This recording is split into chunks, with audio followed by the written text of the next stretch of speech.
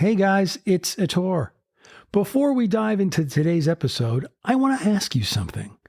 What's your story? We all have one, and sometimes it takes the right space and a little guidance to bring that story to life. That's why I created the Ink and Authenticity Men's Creative Writing Workshop. It's a unique space for men to explore their identities, reflect on personal experiences, and use writing as a tool for self-discovery. Whether you're an experienced writer or have never written a word, this workshop is for you. Join me and other like-minded men on this journey. Visit authenticityroad.online/workshop to learn more. Thanks. And now on to today's episode. Will you be my friend? It's a vulnerable question to ask. And if you're a man, it might even feel like an impossible one. Have you considered the importance of friendships in your life? Not just any friendships, but those deep, meaningful connections that shape who you are. I count myself as a very lucky man, for my world today is filled with deep and satisfying friendships. It wasn't always this way. For most of my life, I had only one or two very close friends. I recognize now what a loss it was to spend all those years without connections.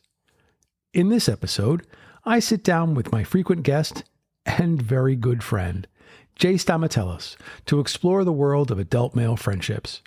We delve into why these relationships are so crucial for our mental and physical health, and why it's often challenging for men to form and maintain them. Jay and I share our own stories, some of which are wounds from our past that still resonate today.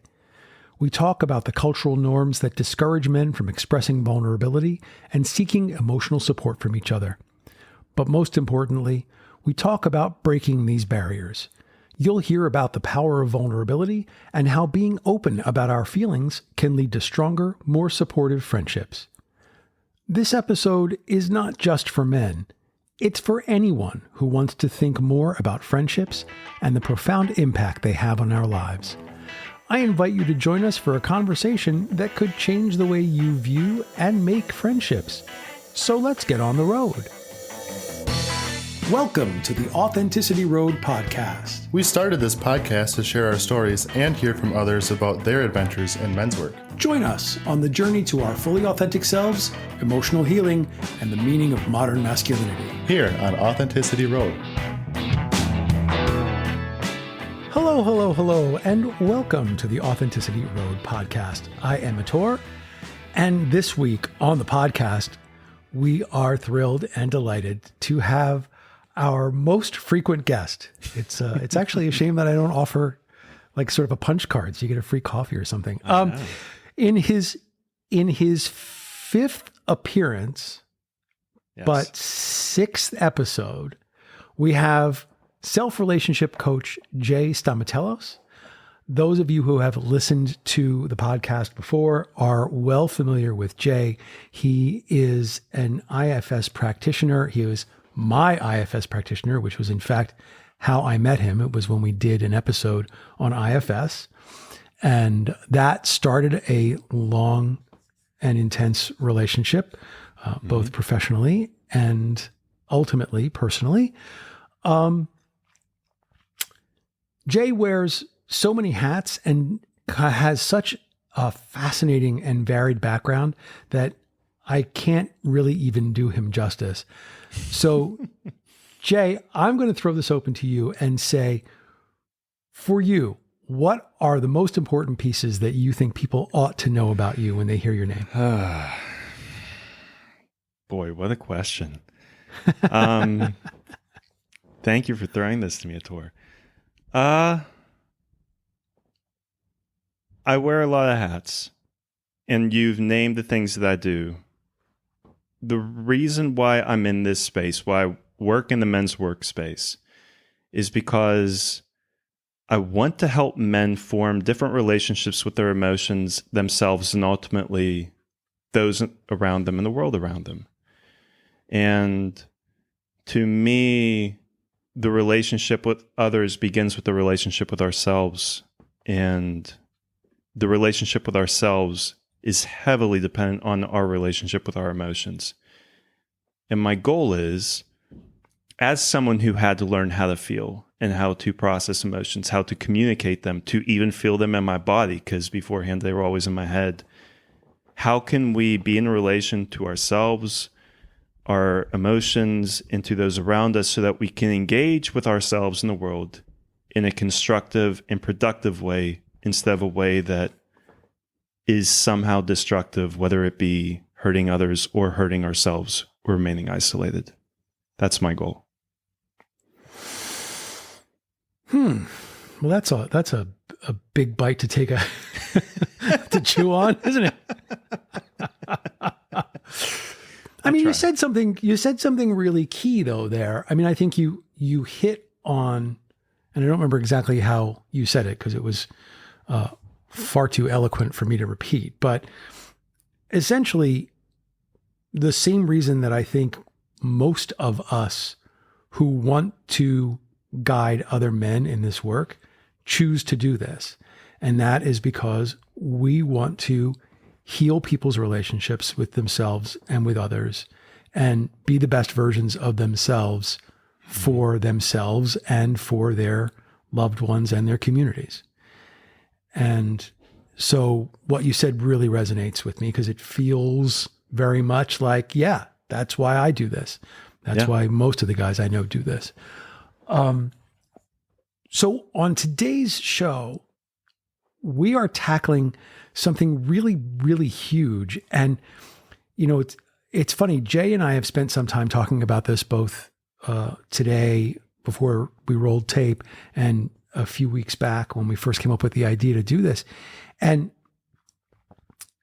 as we began to talk about this topic, and the topic is friendship, and specifically adult male friendships, we had so much to say. We just couldn't stop ourselves. There were so many different things to say about this, and we both had so many thoughts about this. But as we are here and we're recording, and I'm looking at Jay, I'm looking at his face, and I'm thinking, I just don't even know where to start. I mean, it's so big. I don't even know where to jump in. So I think maybe for me, the most important place to jump in is, why is this so important? Because it hurts when you don't have it.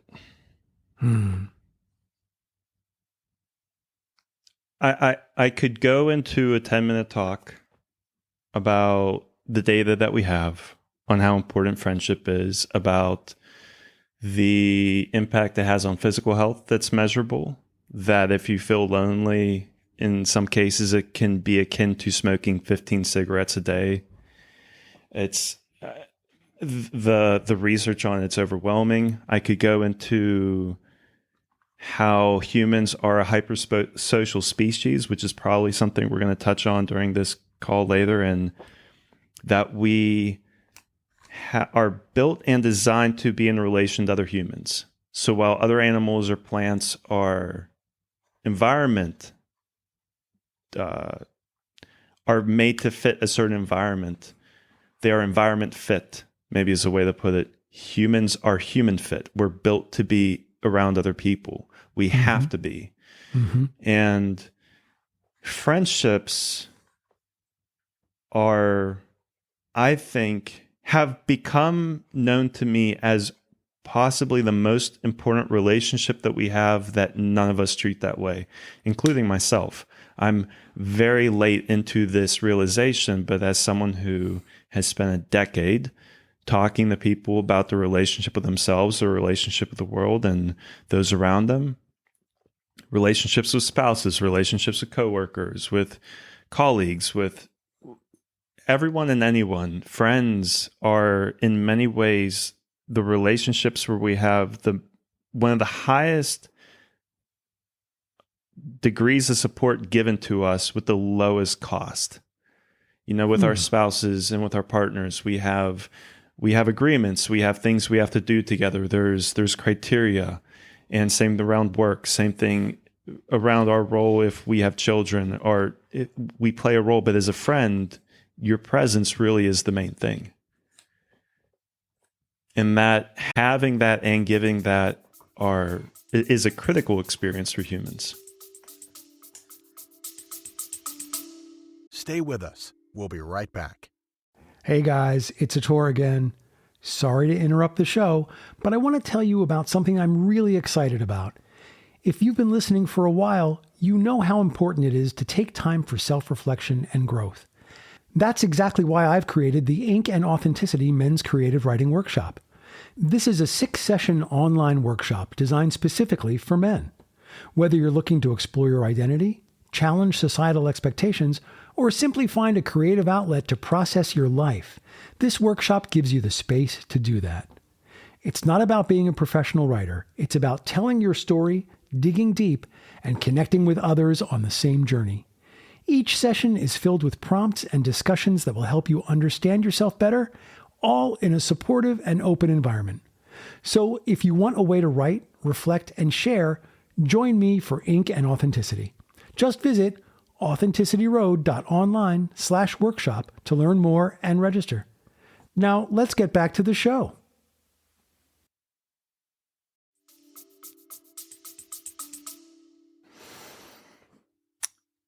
You said something before we started recording today that the big surprise for you was just how important this was. Yes.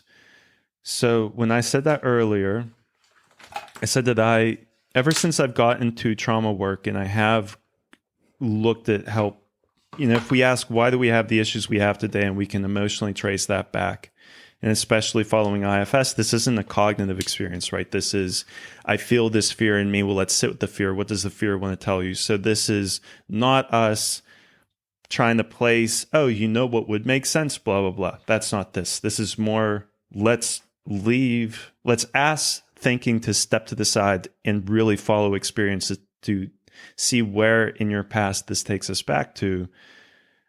We went back to childhoods and people growing up with their parents and having difficult times in that. And we often went back to religion and issues people had with that. Sometimes we went to school, but the biggest one that was a surprise for me was how many friendship wounds I would be addressing in this work. Especially when people are maybe, I'd say like 10 and up, somewhere like in that 10 to 20 age range of, especially around puberty. It seems that, I've read about the fact that when you're going through puberty, your brain changes in a way that you become extremely hyper socially sensitive. And so this is one of the times in life that relationship wounds hurt most. And as soon as I read that, I said, I could have told you that at this point, because the amount of people who are like, I was in middle school, I was in high school, and this happened, and this is a weight they've been carrying through their lives is unreal. I had no idea I would be doing so much work with people around friends in ways they felt hurt by friends. No idea. I mean, that reminds me of the story that I've told you repeatedly, and it's not just a story, it's also it's parts work. There's a part in there that is replaying that scene over and over again. And, just to, not to put too fine a point on it, but the story is, I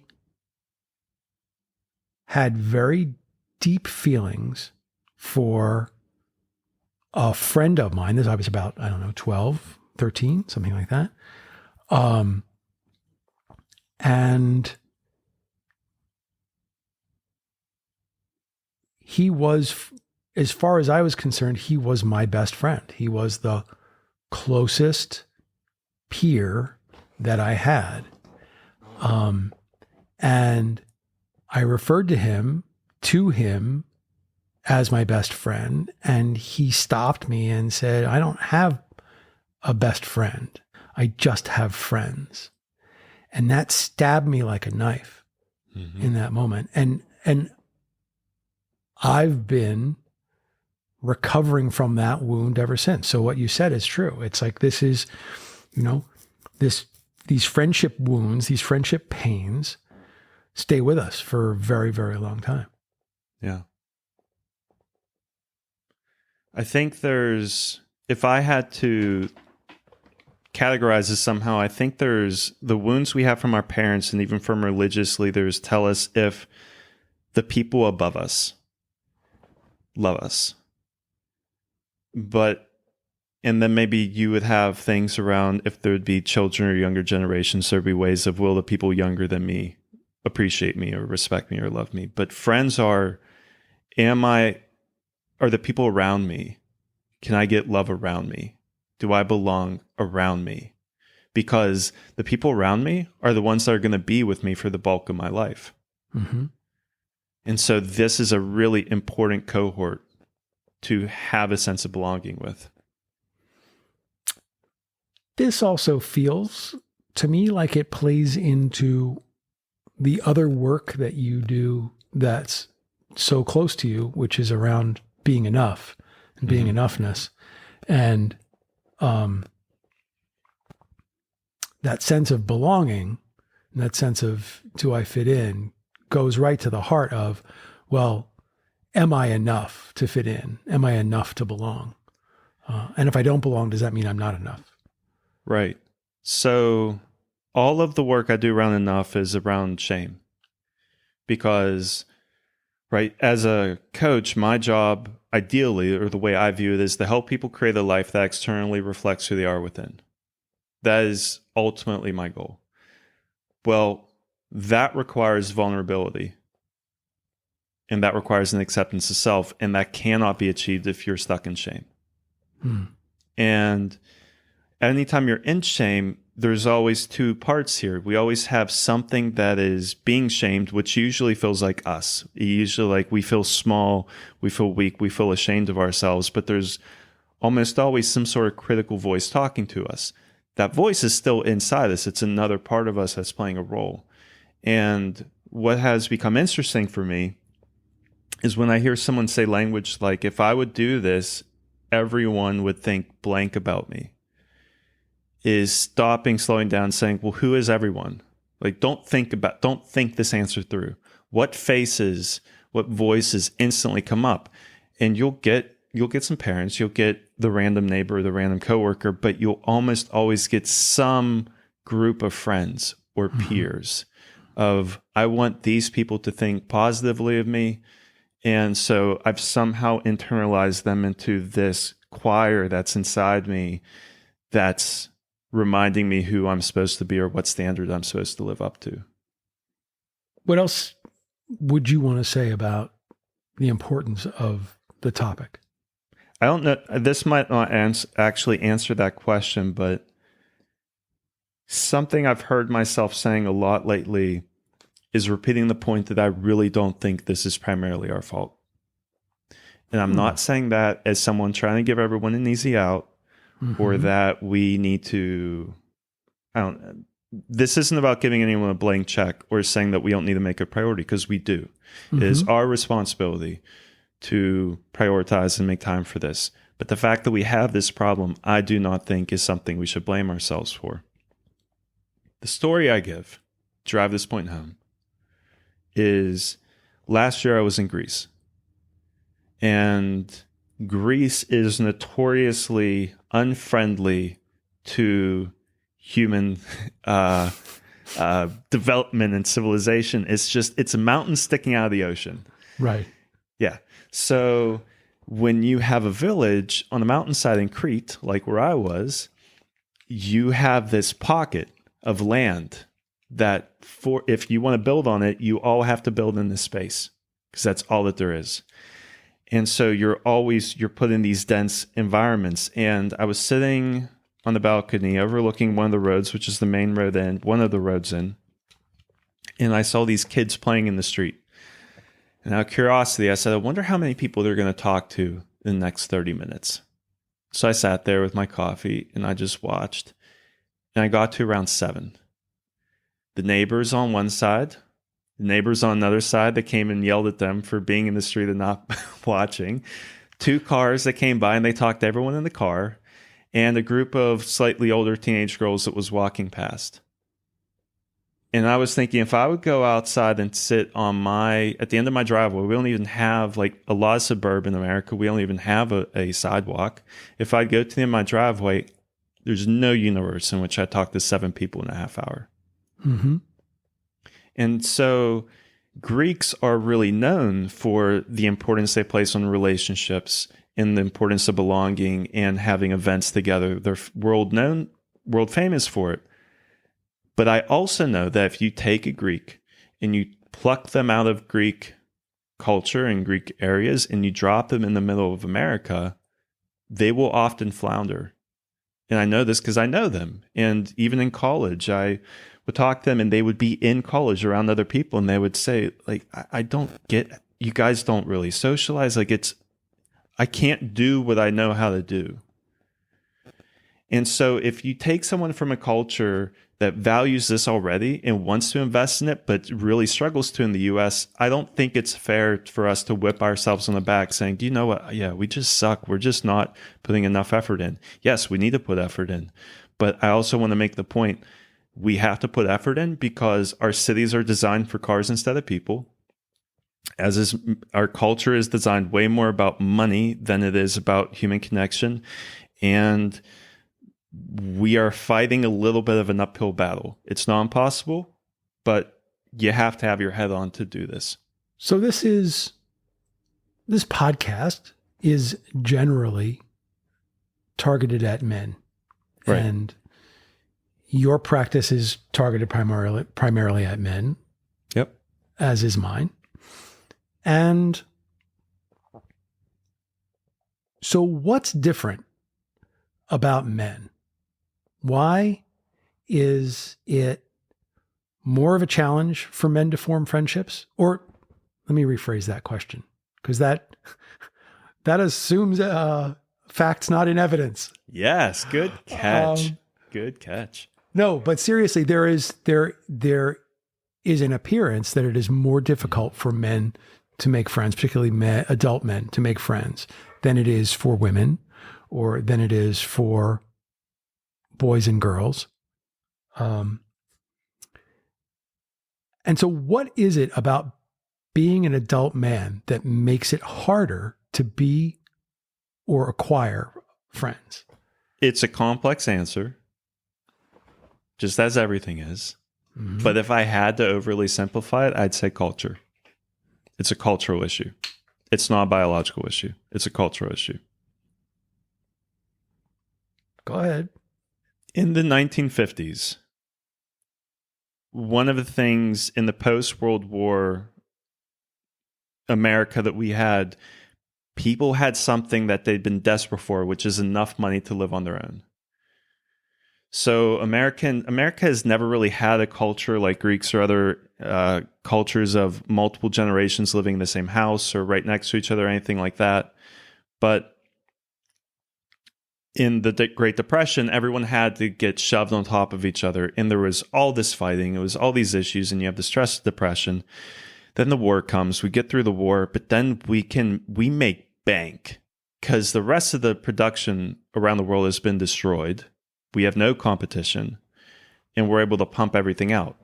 So wealth in America exploded. And that's why you could have people going out and having these single family homes in suburban America. There was huge government subsidies, tons of socialized programs, and people could afford to do it. Having the ability to do everything on your own, though, involves just that. You have to do everything on your own. And so gender norms became really, really deeply entrenched. Mm. Women were told, you have to stay home. It is your job to manage the house, manage everyone's emotions in the house, to be there for everyone else. This isn't about you. It drove women to drinking. The amount of antidepressants that were used skyrocketed. This quiet female rage that I think just of being boxed in, of being told that you're there only for your children or for your husband, and you're supposed to be open and have sex with your husband, but you're also be totally there for your kids. You can't totally do both. And it's like it was an impossible place for them. The male side of this is that since the woman is now the owner of feelings and connection, you have to be the breadwinner. It is your job to be the sole warrior who's able to go out into the marketplace and fight against all the other men to bring home bread to your family. So your job is to be a lone fighter. And your value is whether or not you can execute on this, because you shouldn't need help. You shouldn't need anyone to hold your hand. That's not manly. And so being a man became an individual sport instead of a team sport. And this involves why men were not generally taught or given experience on how to read the emotions of others, how to look for cues, how to emotionally attune to others, which women have been doing, and more or less got trained out of men. They said, well, you don't need to learn these. You need these other skills. We need to focus on the fighting and the individual competition. I'm not against competition at all. I love competing. And like many other men, I often enjoy competing against friends. That is something that I think is a gender difference. I've seen or I've read that women tend to not want to compete against friends, even in gym class, where men will often get a huge kick out of it. I'm one of those guys. I think in high school, I wrestled or fought almost every one of my friends, and we were always better friends at the end of it. That aside, the cost of this gender divide is that men were emotionally isolated. And it was not okay for you to go and connect with other men or share help. And we can even see this in homeless people. Why are all the homeless people men? Because they should get their shit together. That's on them. A homeless woman, well, women need help. But if that guy's not able to stand up to or live out our cultural expectation of him, why should we give back to him? He's not owning his part of the bargain. And that, just to be clear, that's the impression. That's not what you're saying. It is, but that's we have a culture where it is not masculine to share. Right. Even though we have so much evidence that sharing makes us feel better, and there's no reason it's not masculine. Like, all of us in the men's workspace know this. This is why we do this. Right. So it's just one of those cultural things that it's time for this to be let go of. This is not serving us. So how do we fix this? We redesign our cities. We focus on pedestrians instead of cars. We make the cost of living substantially lower so that you can work less hours and spend more time with relationships, that you have a lot more free time, just as hunters and gatherers have, that maybe you work 4 hours a day. That would help. A lot of abundance so people feel secure. You reduce shame so that people can actually focus on others instead of constantly trying to address their own insecurities and wounds and perceived shortcomings. But that requires a magic wand that we don't have right now. Yeah, I was just about to say, so that's lovely, but seriously. So how do we make it better? Maybe instead of totally fixing it, how do we make it better? I think we make it better by working with what we know. The thing that you and I both know is that vulnerability is the catalyst to connection. So I would say, in a nutshell, and this is obviously going to be something we expand on in this call, whatever gives the opportunity for that, you should probably get involved in that. Yeah. You said earlier that we are a hypersocial species. I prefer a more pop psychology kind of sounding thing and say we're hardwired for connection. Cool. Yeah. Yeah. That's what I like to say. And yeah, we are hardwired for connection. Vulnerability plus time equals connection is what we teach, or at least what I was taught in this work. And how do we be vulnerable?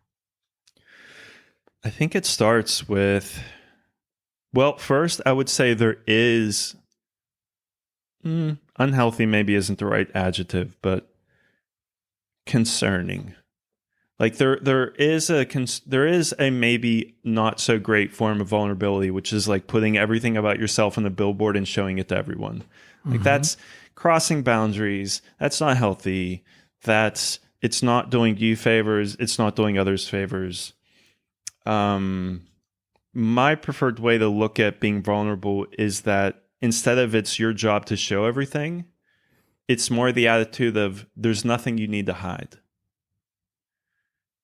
So for me, it's more the energy of I will get to know you and we'll have a small conversation, but at no point in this conversation am I desperately trying to either make sure you, don't find that you avoid finding something out about me, or that I really make sure you leave with a certain impression of me, both of which are is something coming from insecurity. If I'm just sitting and talking, I'm comfortable with myself. The opportunity for vulnerability is here because we're not necessarily defining vulnerability in this aspect as something of I'm showing you a place where you can hurt me. It's more I'm showing you a place that I don't show to everyone easily, but that I want to see what happens when I share it with you.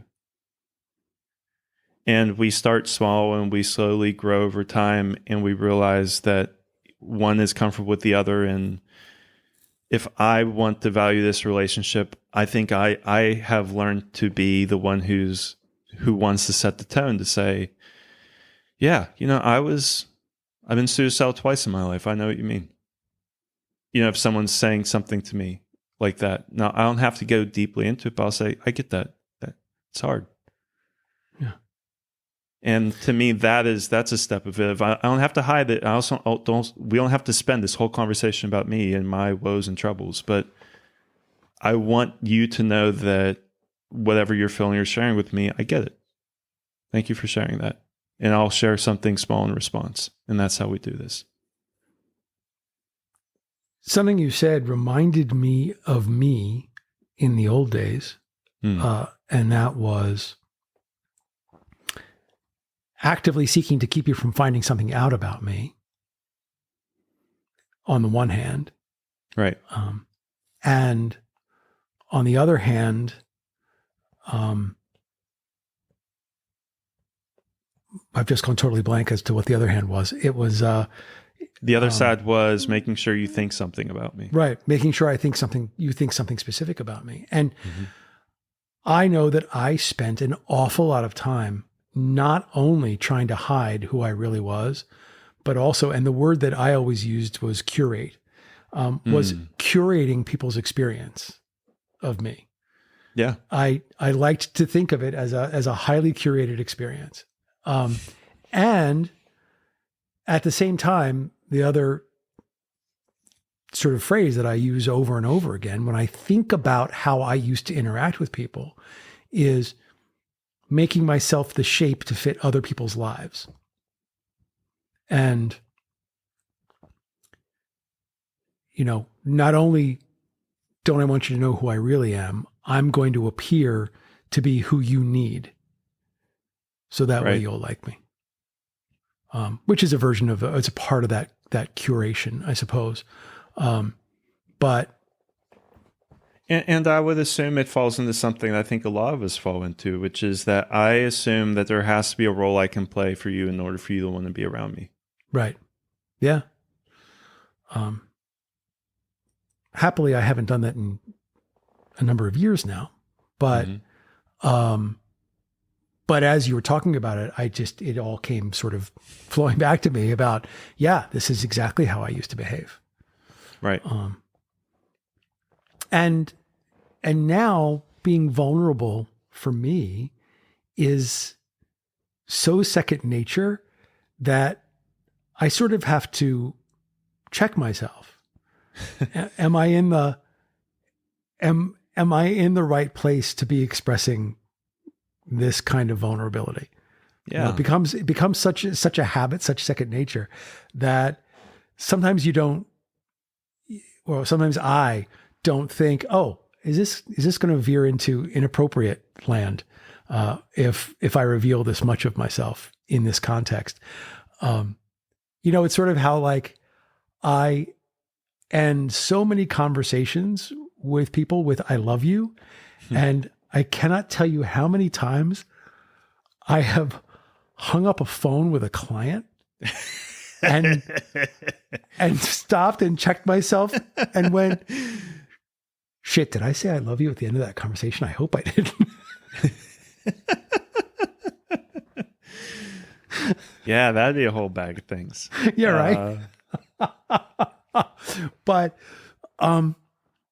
it's like the more one can be vulnerable, at least this is true for me. The more I have been able to be vulnerable, the more I enjoy is not really the right word. The more I find myself naturally steering towards vulnerability. Yeah. And I think part of living is learning what's appropriate in each setting. Yeah. What are the agreements in this space? Yeah. Like I'm way more open in the men's group setting than at jiu-jitsu, than playing pickup soccer, than, Right. I don't know, playing music with someone. Right. I mean, it's not like when at jiu-jitsu, when someone says, "How are you?" You start going, "Well, I'm feeling fear and anger and I'm feeling that in my shoulders and my stomach." Right. You don't go into a check-in. Right. No. Yeah. It sort of reminds me, have you ever seen, there was an episode of Saturday Night Live where they did one of their fake commercials that they do, and they did a fake commercial for Straight Male Friend. Yes. And yeah, I remember that. Yeah. And it was, oh God, what is his name?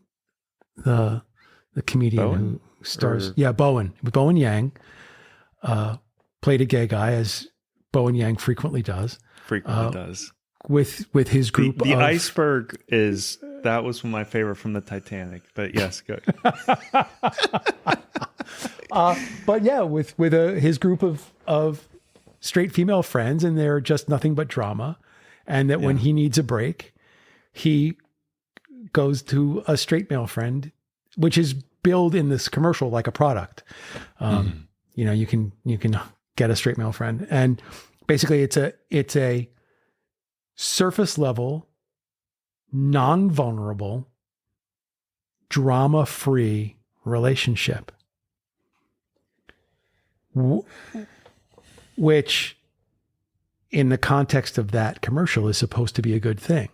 But in the context of friendships, that's exactly what we're trying to work against here. These surface level, non-vulnerable,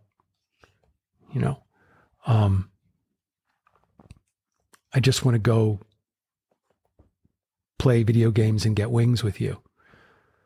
So you've given me a good way into something I wanted to bring up, which is, this is coming from the book Friendship by Lydia Denworth. And she cites work being done by a psychologist named Beverly Fair, who's at the University of Winnipeg. And she was studying she studies platonic relationships, but she's spending all this time studying male platonic relationships. And there's a set of 36 questions that's sometimes referred to. It was developed. This list of questions was developed by a social psychologist, Arthur Aaron, at the State University of New York at Stony Brook, and it's now known as the 36 questions that lead to love. But it's things like, it starts out with things like, who would you want to bring, if you could bring anyone, who would you want to bring as a dinner guest, or would you want to be famous? What's the perfect day like for you? Then it gets a little more intense. Like, how do you feel about your relationship with your mother? And then the final questions really are built to create closeness. And it's, tell your partner something that you like about him or her already, and share a personal problem and ask your partner's advice on how he or she might handle it. And so they brought men into the lab, and they were curious. This psychologist Beverly was really curious, how will men respond to this, since this is not what culturally how they're programmed to connect. And so they set up 3 different study groups. There was one, or study environments. One was having men watch a game together, like watch a football game or a baseball game. The other one was them playing sports together, so doing an activity. And the last one was them having these questions, asking them to each other. And what she found was that so when straight men were coming in having these conversations with each other, and once they would get to the heavier questions, there was always an inflection point where the men would either say fuck, or like fuck, like, wow, that's an intense question, or just, wow, that's some version of, wow, that's really deep. But then they would answer it. And it kept going, and they would always ask them afterward, how close do you feel to the person you were speaking with? And men always reported, I feel really close to them now. Like, this was definitely an improvement in things before. And she found that, I just looked it up before this call, which was why I was actually a couple minutes late to getting on with you, of did they finish the study yet? And they haven't yet, but the preliminary data shows that out of the 3 groups, the men who did activities together and the men who had vulnerable questions with each other felt closer. They might even have a slight advantage for the questions. But the men who sit and watch a game together, there's no change. They do not feel closer. They do not feel heard. They do not feel more understood. And so there's this, to me, this even reinforces the fact that this is a cultural thing. I think most guys listening to this call would say, yeah, I feel closer to people I do activities with. That's accepted as part of male bonding. I feel that. I've experienced that. That is true. And it is true that men having intimate conversations with each other breeds male companionship, intimacy, and friendship. Well, and that certainly goes on in the men's work space. Absolutely. You know, when guys start revealing what's going on for them, then, more than once I have heard it said, and actually more than once I have said it, where someone has revealed something and someone has said, or I have said, I feel very connected to you right now. Or I feel closer to you now than I did before because you've revealed something. You've been vulnerable.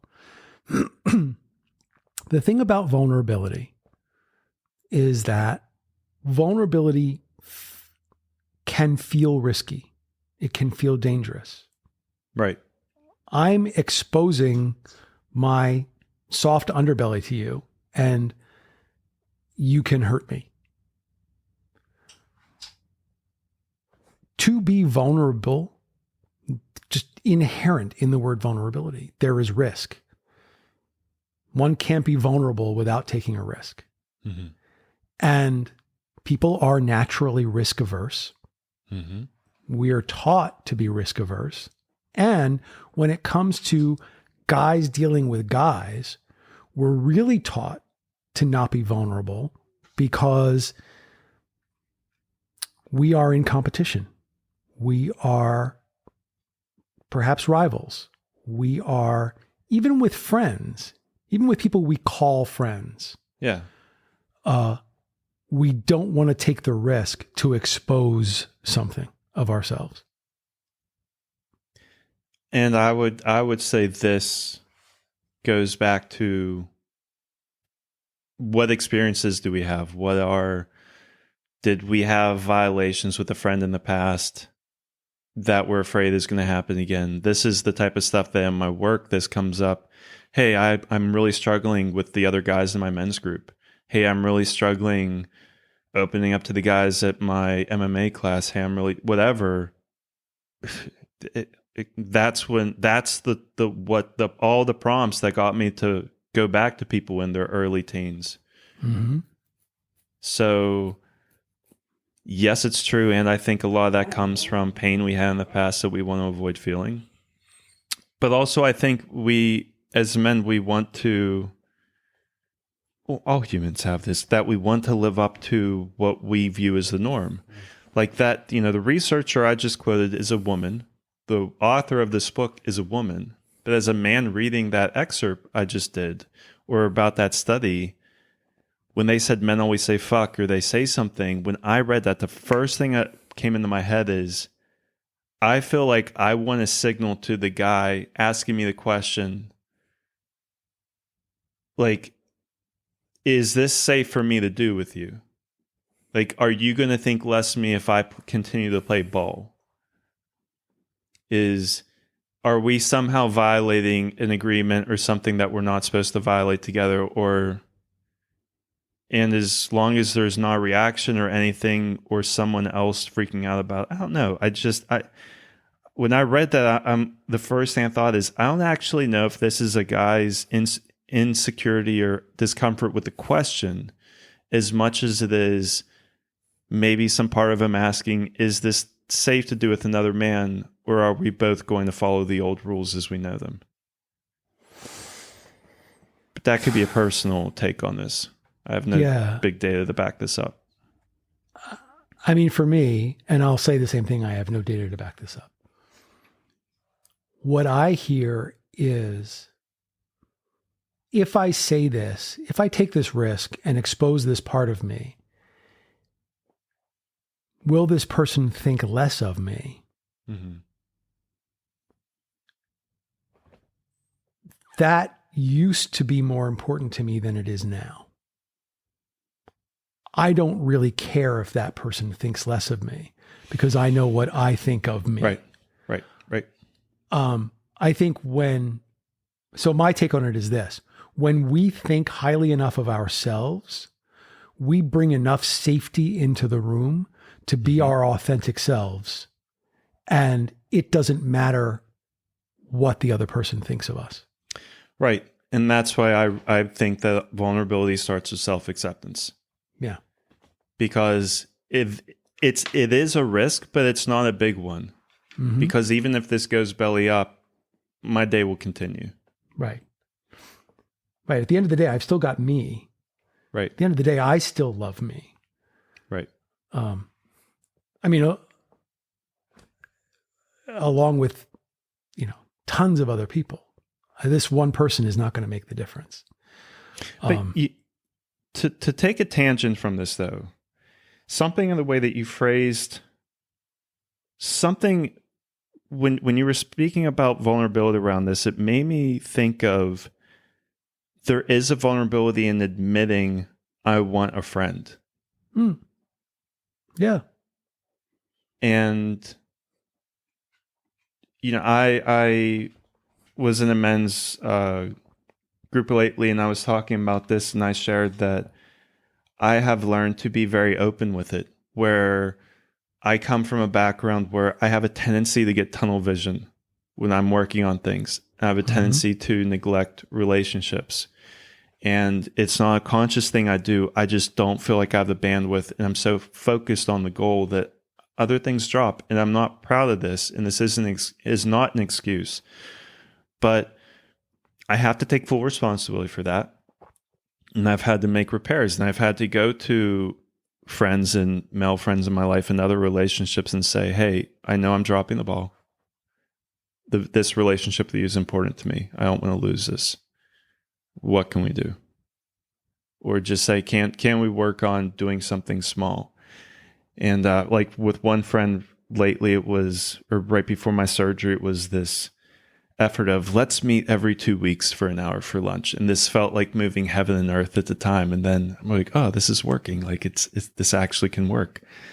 Cause we both have a lot of stuff going on. But I think if I put myself in the seat of a listener, the person who I hope is listening, and even myself in some ways, and that if I'm thinking, I want a friend, or I want new friends in my life, and I don't have them, what do I do in order to address that?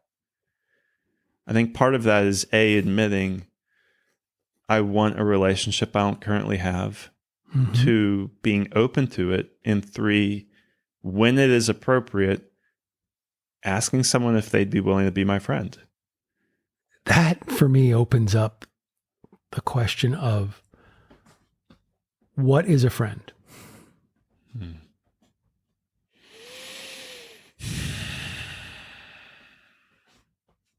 I have lots of people with whom I enjoy conversations. I have people that, I don't know,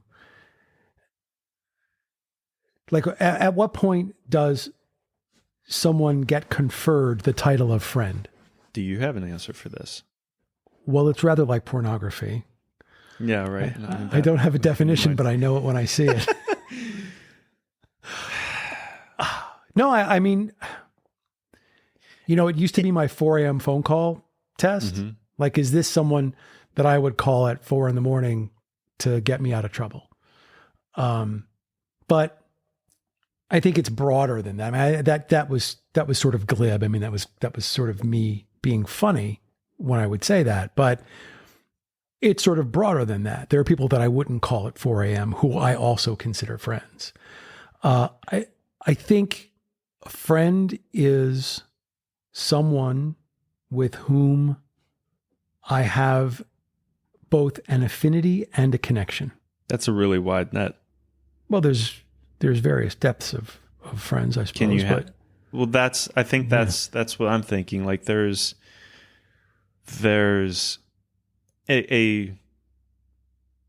I famously have a huge issue with how we put so many things under one noun in English. We do it with love. We do, or we just do it with adjectives too. Awesome. Friend. There's so many different types and layers, and we need so many different types and layers.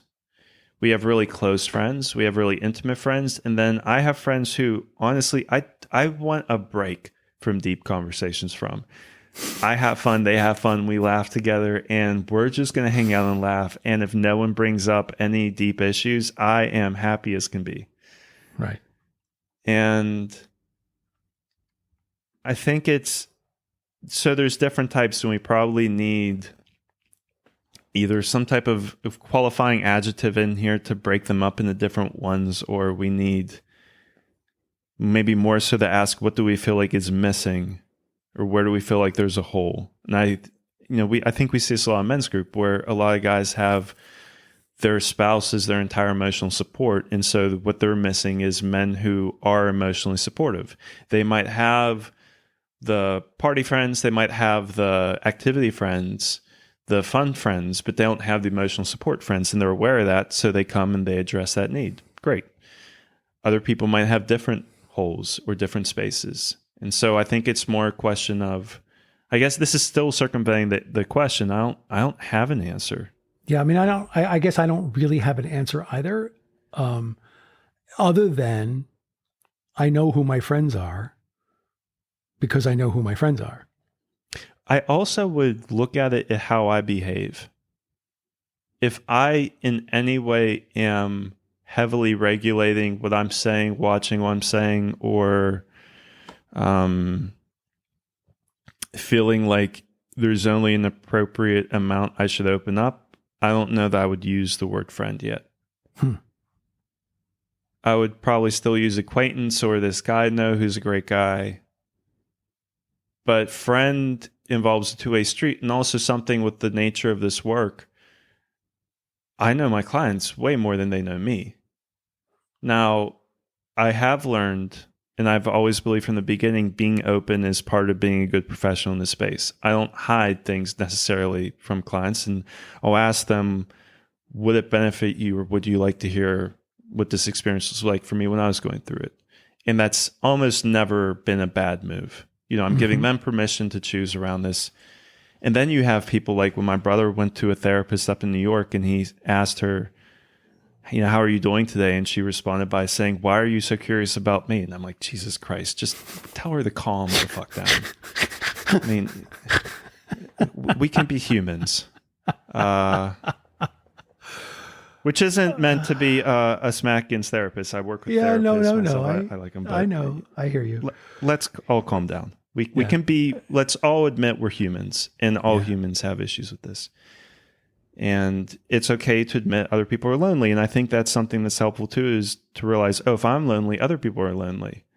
I want to connect, I bet others want to connect too. Maybe someone just needs to make the first move. Right. And so it's less about me and more about us, is a way of looking at the problem.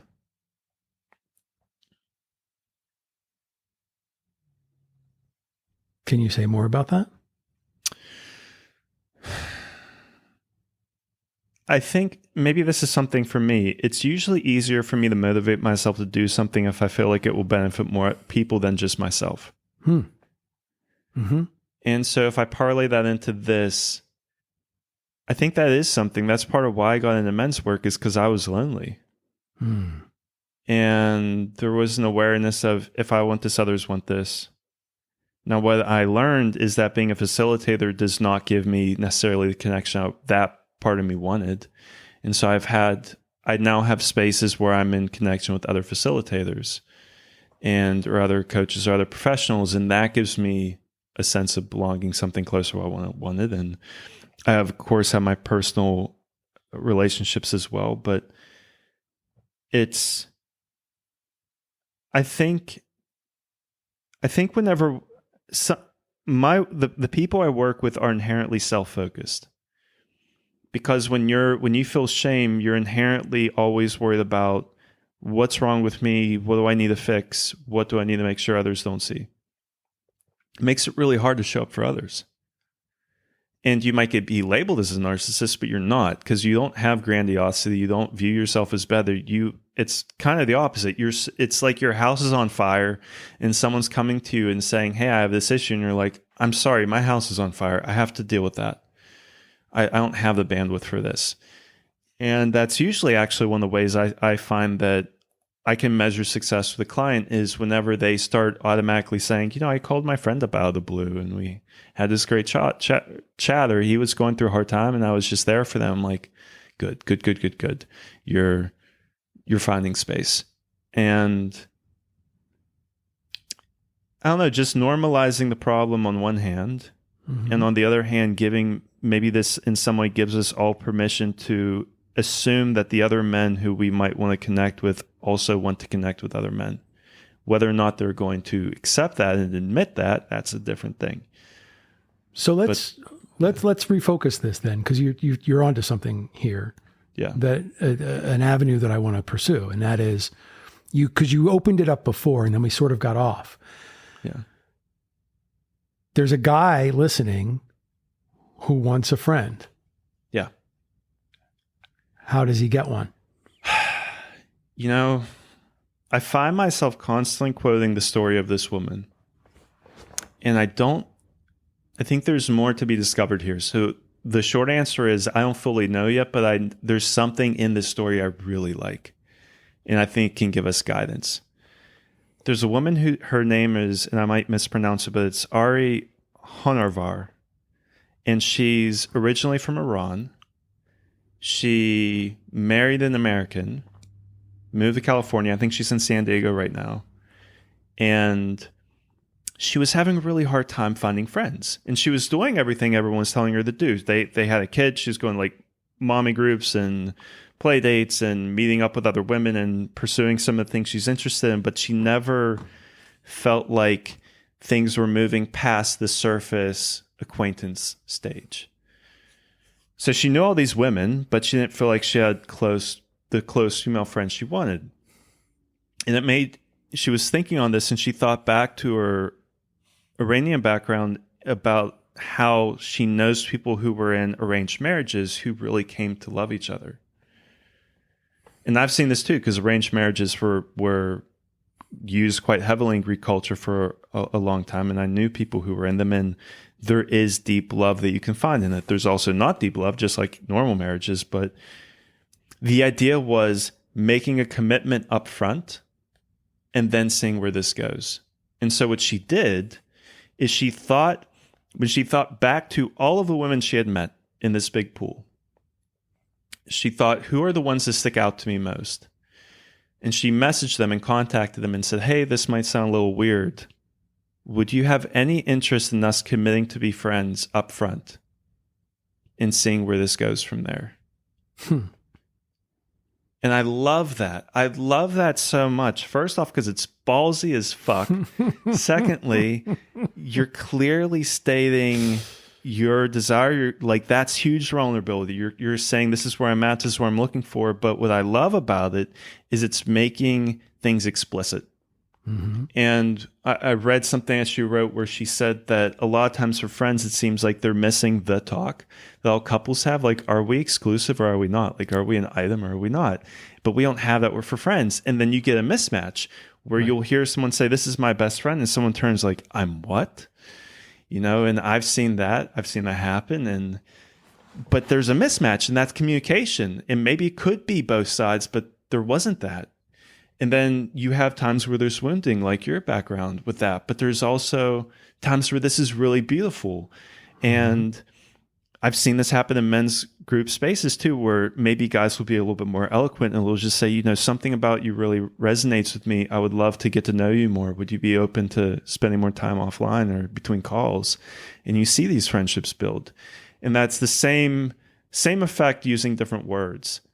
But I think that general idea, being social, meeting people, finding who do I resonate with, and then making a conscious effort to explicitly connect in some way, I think is a good, rough guide that can give a lot if you follow it.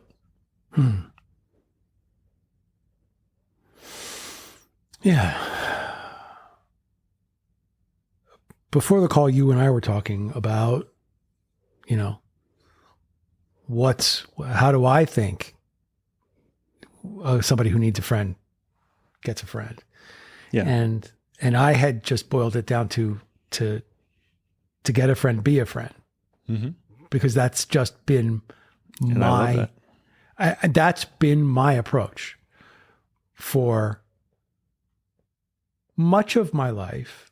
But more so since I started doing this work, more so since I became this version of me, this more open, loving, empathetic version of me. I have offered my friendship to people who have, well, I won't say that anyone's actually rejected my friendship, but I've been friendly towards everybody. And many people respond to that. The risk that I run is that I frequently am more invested in other people than they are in me. And that becomes an issue because I'll feel like I have been open and vulnerable, and I have invested a lot of feeling in you, and I feel like you don't invest as much feeling in me. And I've taken to letting that go in most situations. But there are some situations, there are a few very close friends who I feel like I invest more in the relationship than they do. And it creates a pain, but not the kind of pain that makes me want to end the friendship. It just makes me feel sad. So I would tell you how I would normally work through this with someone if you'd be interested in that, unless you'd want to take this in a different way. No, I would love to hear your thoughts. And if I hate it, I'll just edit it out later. That's true. That is the power of being the editor. I love that. So, you know, it's funny because whenever I was traveling a couple of years ago and I was seeing someone who I will call a friend, even though I have barely spoken to her since.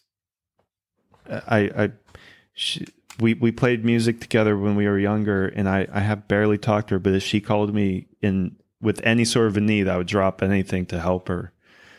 Her name's Dell. I'll just leave it at that. And I told her that I couldn't believe that I got into this work. I'm like, I never planned. I was in counterterrorism and emergency response before. I never expected to get into this work, like coaching or any of this shit. And she said, "Oh, I'm not surprised at all."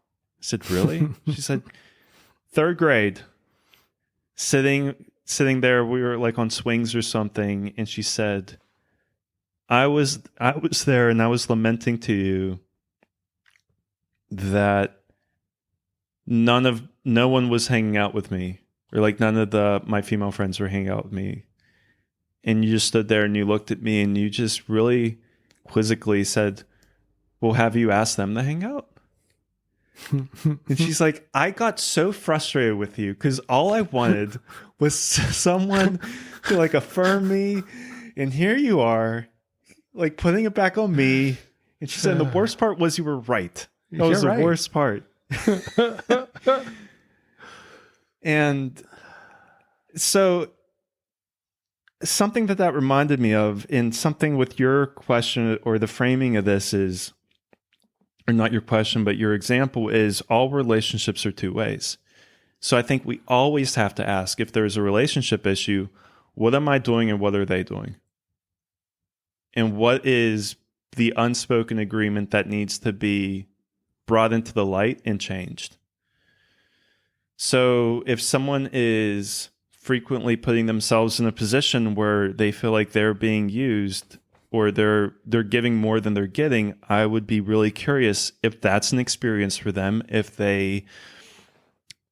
some part of them is like, that is how I connect. That's what love looks like. Love looks like you giving more than receiving. That's just what I know it to be. And so I naturally will fall into this role, which allows others to naturally fall into a role where they get cues from us. Oh, I'm supposed to treat the Tor or Jay or whoever this way. And the way to fix this, of course, is to, one, be self-aware and check with ourselves. Am I doing something facilitating this? And then two, saying, what is our relationship? I'm feeling X. And when I've worked with this with other people, something that frequently comes up is I've said, did you tell your friend that you felt this whenever they, I had someone I was working with once, and he said, when I was sick, none of my friends came to see me, but when they were sick, I went to see them all the time. I said, did you tell them that you would like to see them? No. When they were sick, did they somehow signal to you that they would like company? Well, some of them did. Other times I just said, would it be cool if I came over? And they said, yeah. I'm like, okay. I don't know if you fully have communicated with them 100%. Like, I'm not putting them off the hook. Don't get me wrong.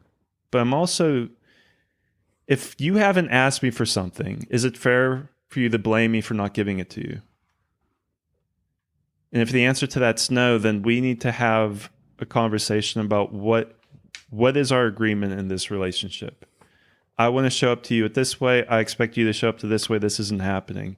And if you can't do this, to me, that means you don't have a very strong relationship. Because in my mind, a strong relationship, I personally define as in relation to the most uncomfortable conversation that can be had within it.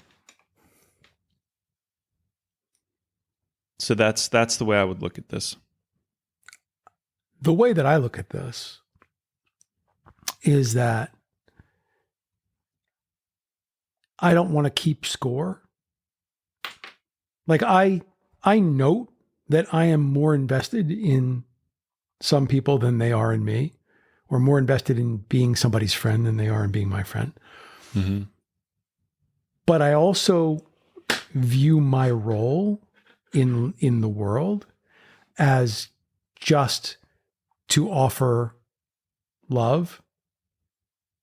And it's interesting that you said this, because I was thinking this before you even brought it up. And that is that I keep saying that, I love all creatures just because they exist and for no other reason.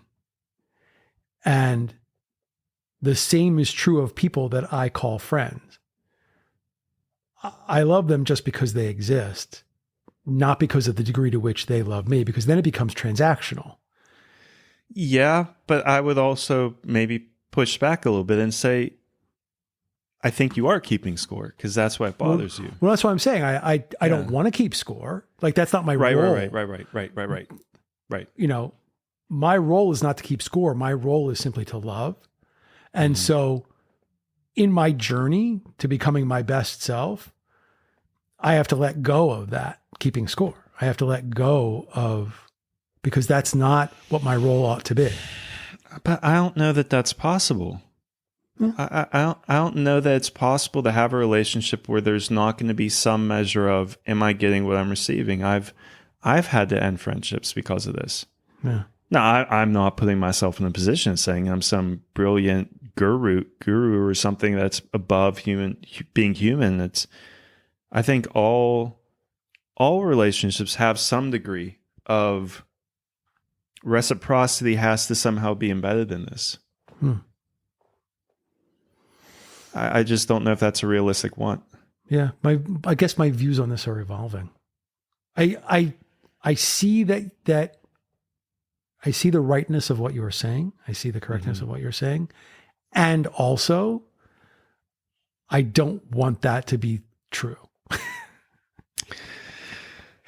I know. So it's part of the evolution, I think, of how I view this. But I'm going to stick with, Okay. To get a friend, be a friend. It's not a bad shorthand. It's a really good one. Even if it costs. Yeah. And so, do men need male friends? Yes. Why? Because they're human.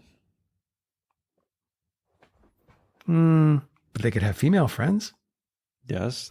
If you ask that question too, I'd say yes. Right. So gender does not matter. You just need friends. I don't think so for this. I don't think so. I know that there are some people who argue that men and women can't be friends. In my experience, those people do not generally struggle with women overall. So I'm not going to take their advice to heart. I have female friends. I have friends who I have male friends, I have female friends. I think they're different. I think you feel different things, and I think they can bring up different things. There's a lot of men I've worked with who have a lot more wounding around male friends, and they find it harder to be around male friends. And I have other people I've worked with who it's the opposite. They're totally fine with men, and they have issues being around women that are just normal friends. And so humans need humans. And this goes back to maybe sometime last year, I just hit a point where I said, I think we've over-gendered everything. And I don't think the way men and women bond is overly different. I think there's different flavors of it. But even with the research being done, men have the same capacity for talking, and they have the capacity to bond through activity. Cool. Let's just do both. And there's no benefit nor need to compare men to women around this. I've been trying to make the point over the last few years that I think looking at comparing men and women is not very helpful in giving us ways to guide ourselves in life. I think looking at the difference between men and boys is super helpful and gives us a lot of rich ways to think about maturing and building better lives. Men need friends that they feel close to and accepted by. Since half of the world's population is male, I think men need male friends. Not specifically. Not specifically, though. Right. I would imagine there are ways that men can be friends that men and women probably cannot be, because those men will probably have shared experiences that allow them to bond in different ways.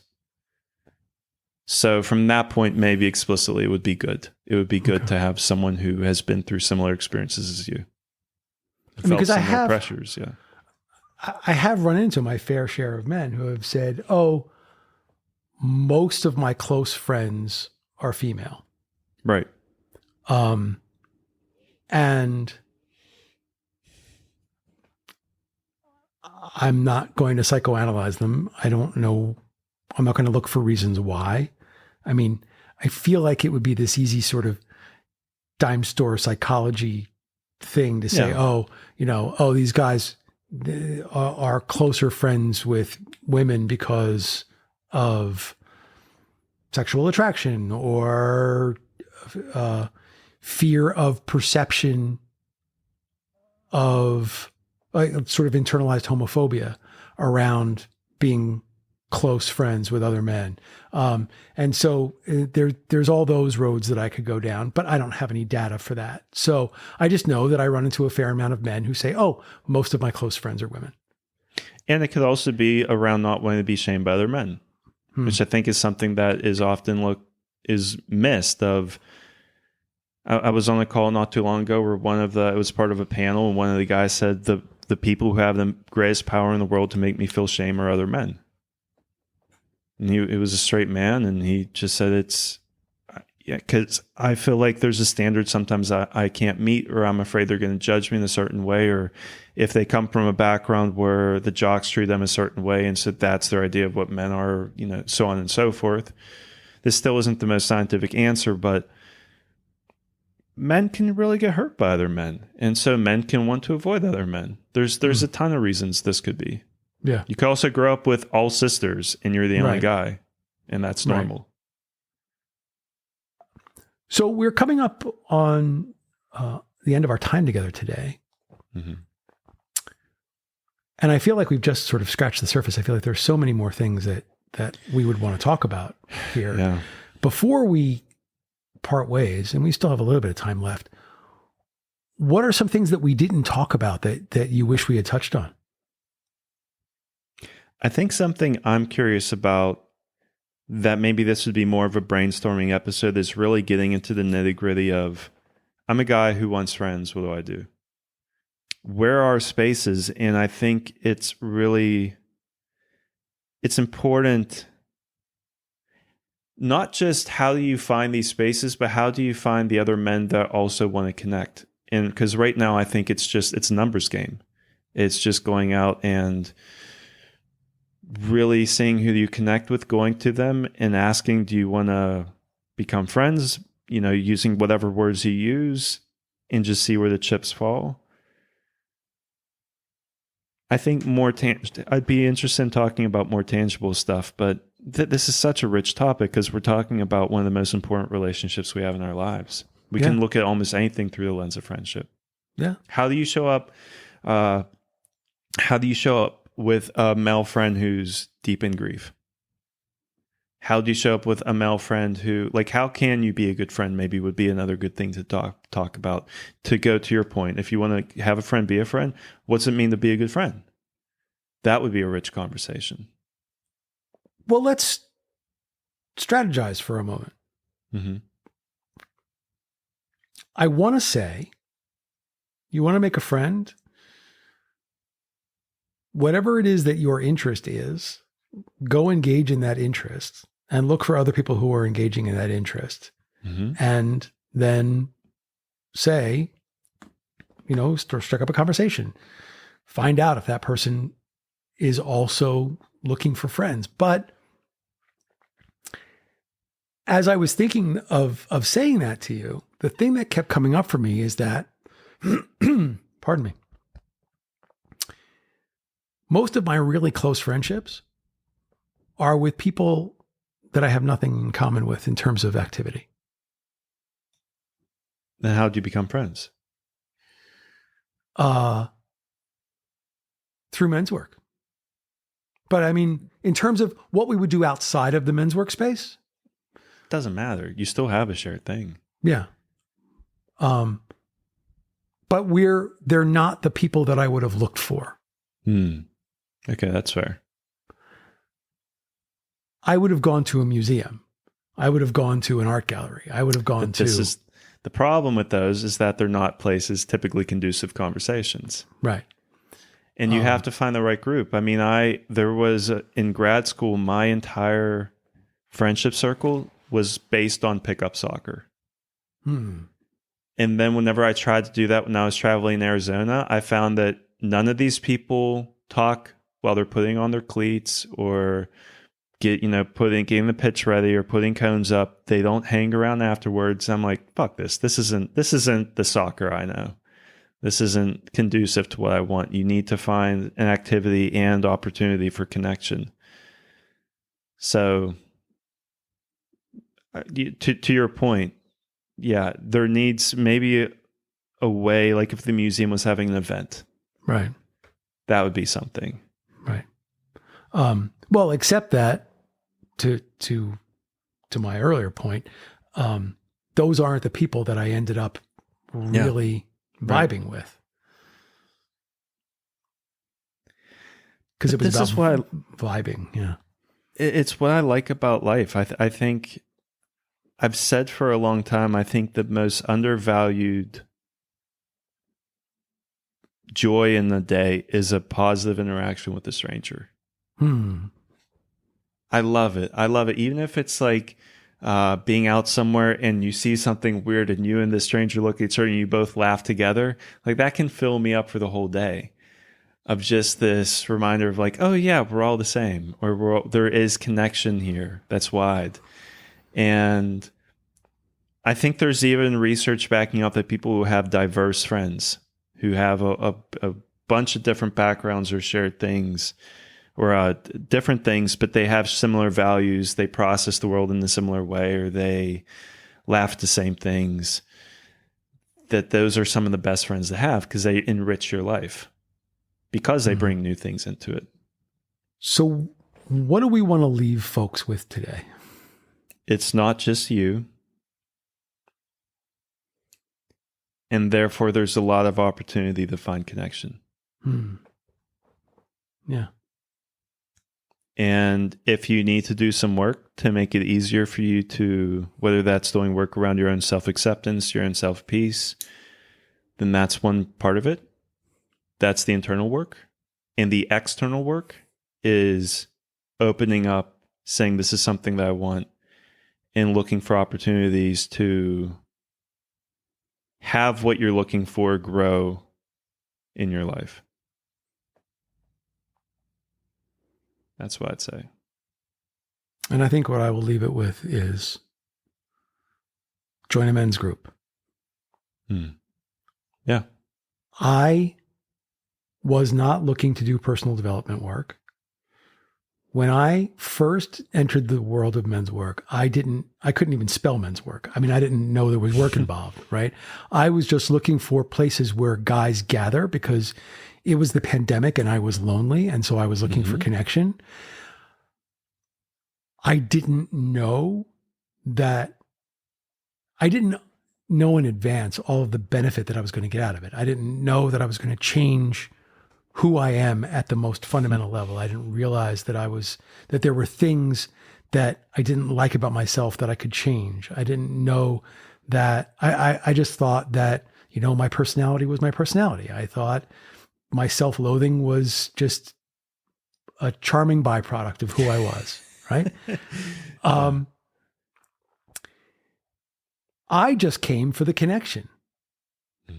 It was later that I found all of the great stuff that I could learn that could make me feel better, that could make me the better version of myself. That was just gravy. But making connection was the primary thing. And so if a guy's out there and he's lonely and he wants to have a friend, join a men's group. And what you'll find, I can almost guarantee it, is that if you indulge it and start doing the work and start working on your self-development and your self-growth and your self-love and your self-acceptance and all of that, you will not just feel better, but you'll be the kind of person that people want to be friends with.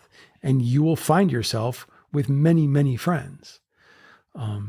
without even trying. I don't think I have tried to make friends in a long time. And I have more friends than I know what to do with.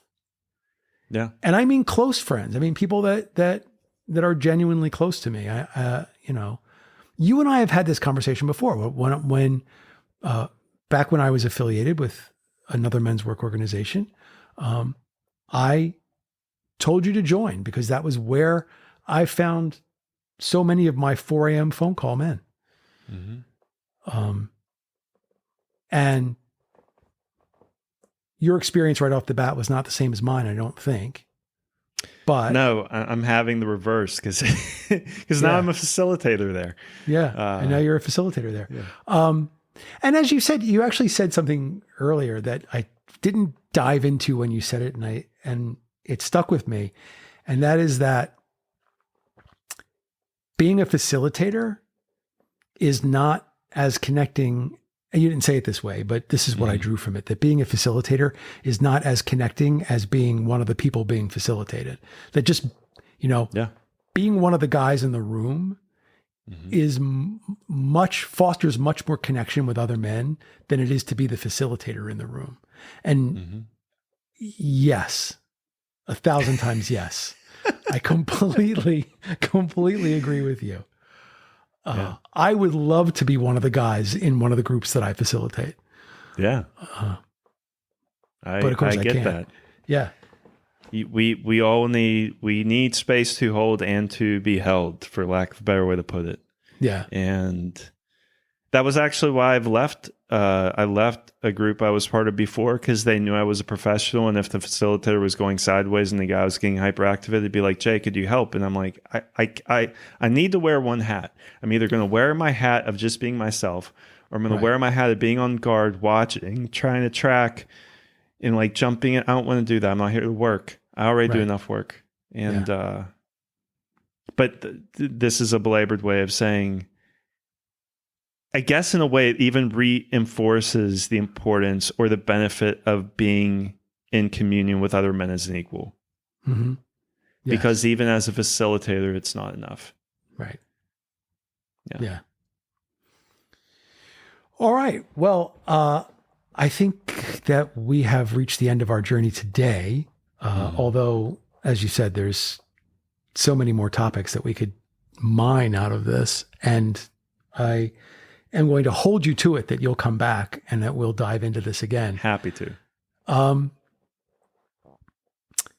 So with that being said, my friend, Jay Stamatelos, I am so happy that we got to spend some time together today. We don't spend nearly enough time together with our busy lives. And all that being said, thank you for being here. It is time to throw the bags back into the jalopy and get back out onto the authenticity road. So on behalf of the show, I am Tor, and until we meet again, please be authentic. Goodbye, everybody. If you enjoyed this episode, be sure to subscribe so you're notified when a new episode is posted. Thanks so much for listening. We hope what you've heard will help you on the road to your personal authenticity. Visit us at www.authenticityroad.online.